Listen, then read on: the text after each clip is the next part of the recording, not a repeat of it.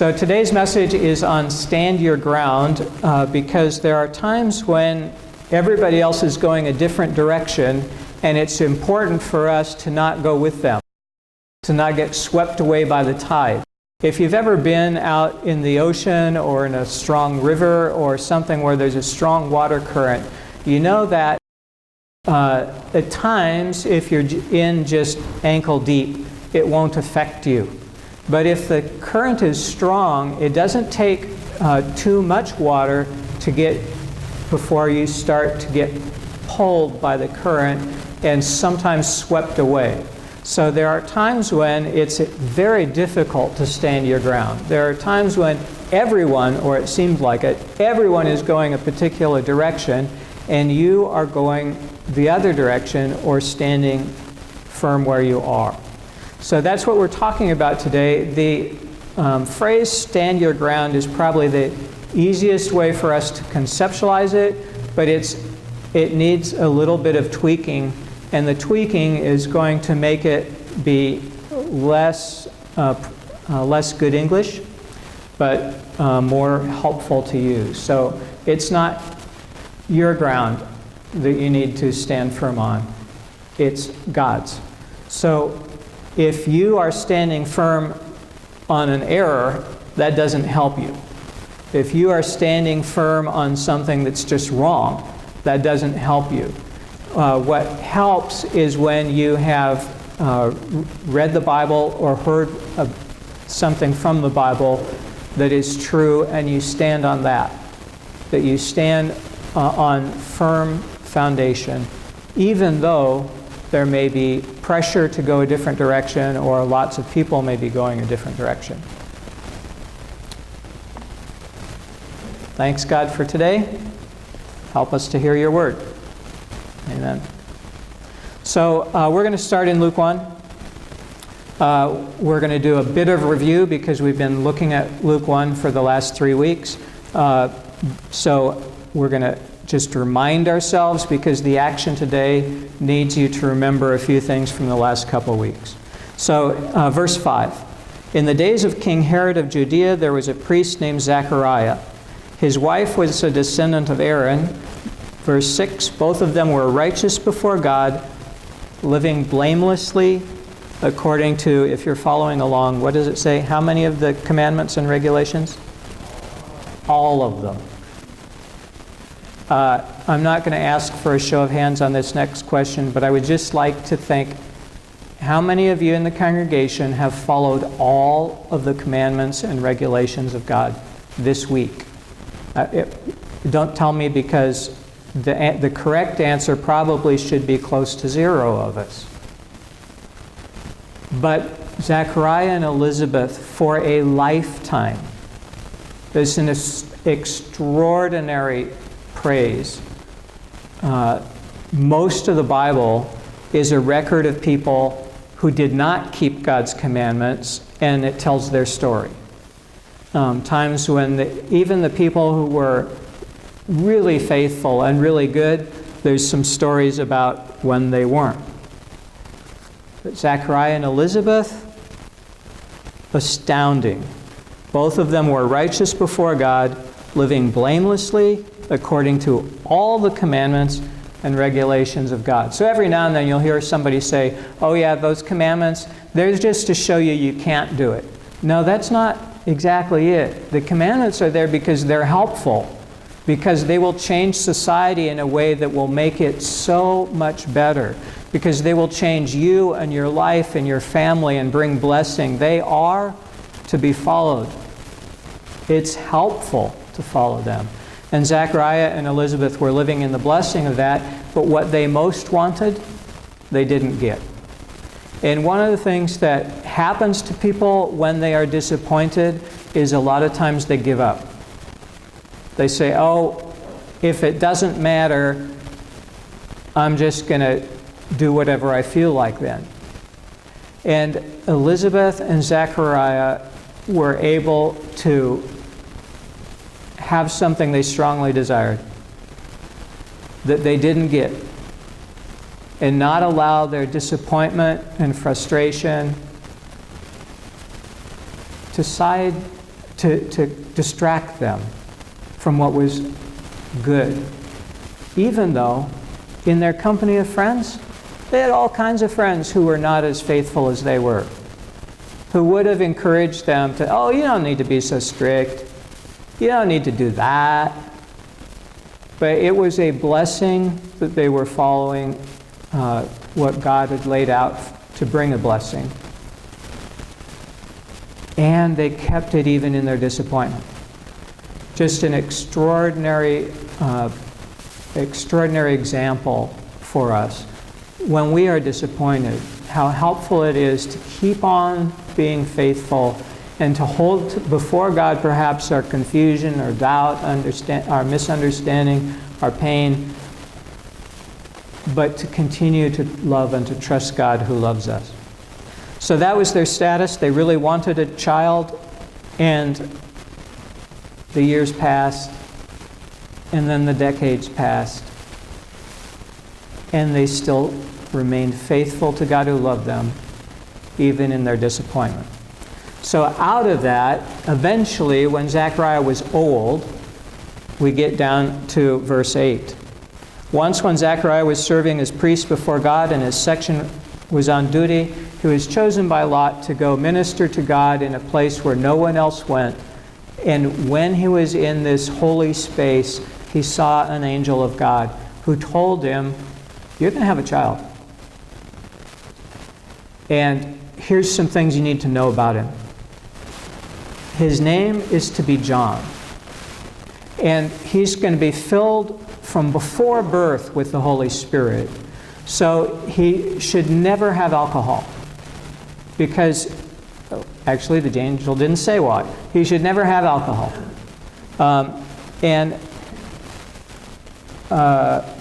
He will turn the people, verse 16, he will turn the people of God to the Lord their God. With the spirit and power of Elijah, he will go before him to turn the hearts of parents to their children and their disobedient to the wisdom of the righteous.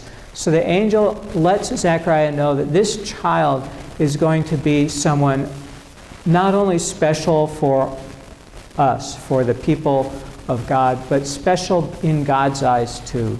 And the child that Zechariah had been hoping for so many decades now was in fact finally going to come. And Zechariah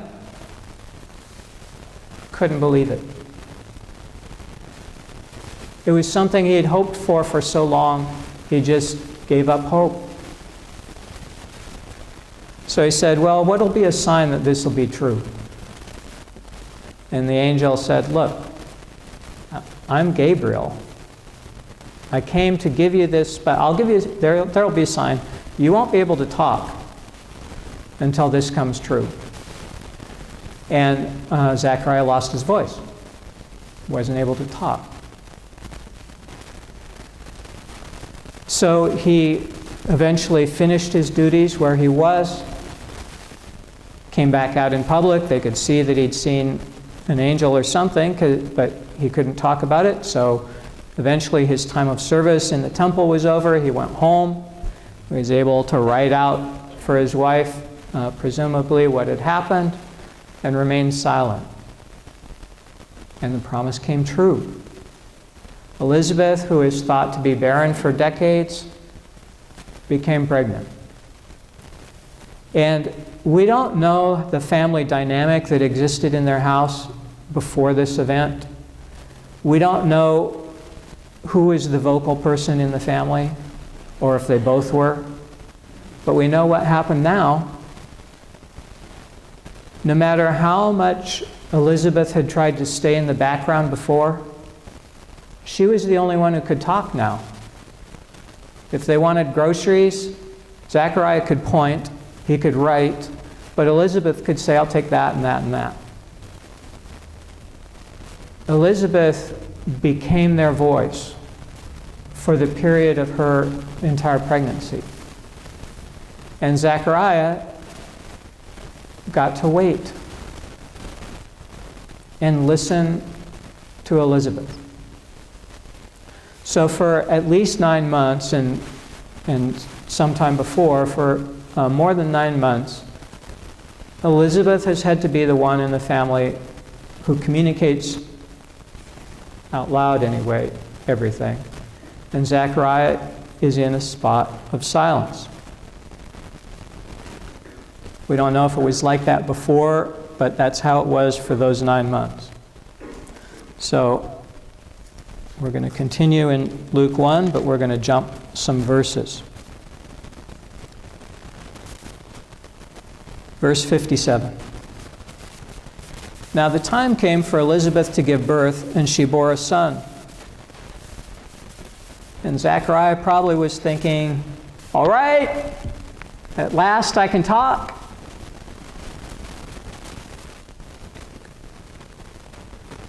And he still couldn't. So I don't know if you've ever been in the spot where you were certain you knew what God had told you, and then it didn't happen like you thought it would. I can pretty well guarantee you, if you ever start talking to God, that's going to happen. And the question remains the same as the question when Elizabeth and Zechariah couldn't have a child. Will you trust God in the face of your disappointments? Because God is faithful and just and loving, but there are days when you will not be able to prove it by your experience. Will you trust God anyway? So, the baby was born. Zechariah didn't get his voice back. He probably started thinking, what did that angel tell me? It seems like it's happened. We've got the baby. Do I really have to wait for this baby to grow up and act like Elijah? That's going to be a while. Verse 58. Her neighbors and relatives, Elizabeth's neighbors and relatives, heard that God had shown great mercy to her, and they rejoiced with her. Verse 59. On the 8th day they came to circumcise the child, and they were going to name him Zechariah after his father. If you are living in a community like this, we have a really great book in our library called Boundaries that will help you identify the things that are yours and the things that are someone else's. And this community didn't know their proper boundaries. They thought, we're going to name him Zechariah, instead of maybe thinking the parents might want to have some input on that. But the community came to name the child Zechariah because we always name him after the dad. And verse 60, his mother said, no, he's to be called John. Now Elizabeth has had at least 9 months practice speaking up. But she's not had to speak up against so much opposition yet. And so she gets some practice. His name is to be John. Verse 61. They said to her, none of your relatives has this name. No, we know better. We're going to do it the way we always do it. If you don't like Zechariah's name, at least pick someone else in your family. That's how we always do it. And Elizabeth, who has had a voice for 9 months, needs to practice speaking up and speaking out when other people don't want to listen to what she's saying. It's one thing to speak up when other people want to hear what you're saying. There's some research that among school kids on a playground, even the most popular kids are not listened to 25% of the time. No matter how popular you are, there's going to be times when no one is paying attention and no one cares what you say. It's built into how society works. But there are times when you have something to say and you're caught in that spot where no one is listening. You need to say it in a way that people can hear. In this case, finding Elizabeth to be not responsible in their eyes, the community turns to Zechariah, who's had no voice, and say, what do you say about it? Verse 62, they began motioning to his father to find out what name he wanted to give him. They didn't like what Elizabeth said, so they're going somewhere else. He asked for a writing tablet and wrote, his name is John. And all of them were amazed. Verse 64, and immediately his mouth was opened and his tongue was freed, and he began to speak, praising God. One of the things the angel said was, you will name him John.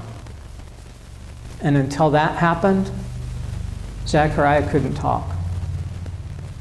If Elizabeth had caved and said, okay, I'll do what you want. We'll call him Zechariah. You can call him Zechariah. In the house, we're calling him John. If she'd have caved, her husband might never have spoken. There are times when you know something that no one else knows, or that powerful people around you don't know, or maybe they oppose. And there are times when you don't have to make any waves. You don't have to call out what they think wrongly. But sometimes you have to just be plain and say, here's what's true. His name is John. It's not Zechariah. You can't name him John and nickname him Zechariah. His name is John. You might think, I don't think it matters that much. If God has told you something, it matters. You may not be able to see why. It's pretty well certain over the course of your lifetime, there will be many times you will not be able to see why, but you will still know what God has told you. Will you do it?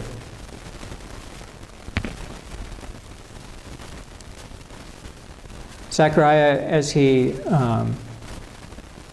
finally has a voice, is able to prophesy both about Jesus and about John, his son, who's now 8 days old. And verse 80, the child grew and became strong in spirit, and he was in the wilderness until the day he appeared publicly to Israel.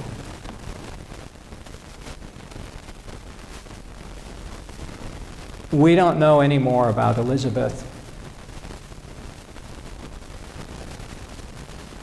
I'm guessing that it's possible that this time was pivotal for her. That however much she in the past had just given in to the community, to her husband, now she had gotten some practice hearing from God. She didn't hear directly. All she saw was something that Zechariah wrote down. So hearing from God secondhand, like you have most of the time, reading the Bible. Hearing from God and standing up for that in spite of community opposition. John could have had any kinds of parents, but it's really helpful if you have someone modeling what you're going to be like later on. And John, throughout his lifetime, needed to have this courage to stand in a different direction than all the rest of the people were going, to announce to them, God has a message for everyone, and to let some of the opposition go right by him, like a river goes by you when you're standing strong. And to let some of the people who would hear the message stop and hear the message of John, be transformed, and be set in a position within just a couple months or years to receive Jesus as the Messiah. The Bible says they were able to do that because they accepted the message of John. And Jesus says If people don't hear the words of Moses, if they don't pay attention to the commandments that Zechariah and Elizabeth were keeping so faithfully, if they don't know that, they're not going to be inspired, they're not going to be changed if a dead person rises from the grave. That somehow what Zechariah and Elizabeth were able to do with their lives is pivotal for all of us and for the world. That if we won't listen to the message of John, it's very possible we won't listen to Jesus either. So as we're getting ready for Christmas Eve, one of the things you could do for the sake of your neighbors and your family members who don't yet know God's love, for the sake of the world, is to just pray that God would allow people to hear the message of John and to come to meet Jesus, maybe for the first time, and to embrace what God is doing in their life. Why don't you stand?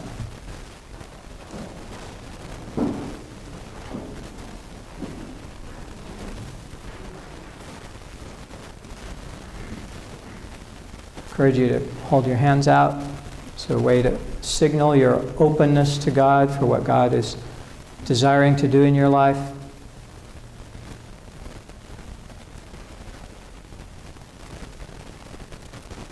Just going to provide some quiet space for a moment for you to listen.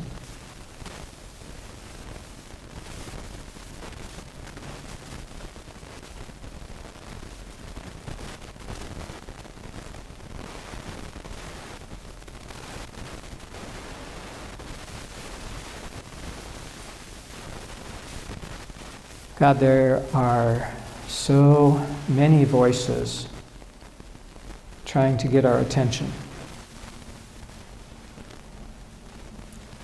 And yours is often so quiet, such a still, small voice.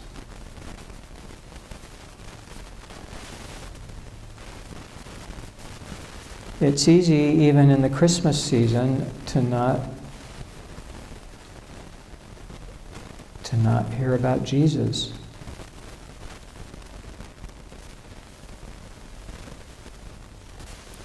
To not let His presence be the center.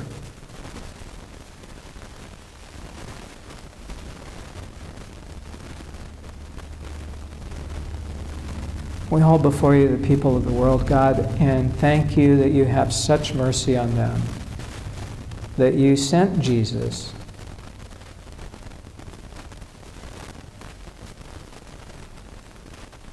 So we ask that you allow people to be changed and transformed and able to hear the message for the first time if they've never heard it before, or really heard it before. There's a lot of people who've heard the words, but it's just bounced off them like a raindrop. It's never gotten deep into their spirit or into their life.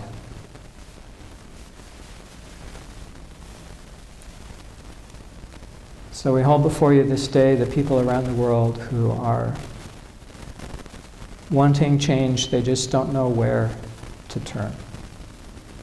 Some of them have tried a bunch of things that just don't work. Some of them know that already, some of them don't.